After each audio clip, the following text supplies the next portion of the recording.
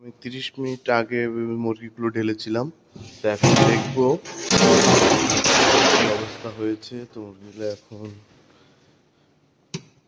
এই দেখো বন্ধুরা,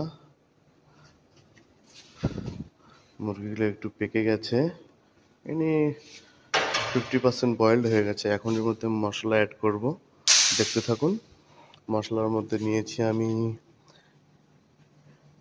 এটার মধ্যে আছে আদা, রসুন, কাঁচা লঙ্কা, টমেটো পেস্ট করে নিয়েছি।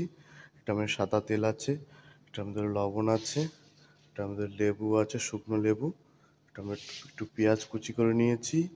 এটা আছে আরবি মশলা, আমি নিজেই বানিয়েছি।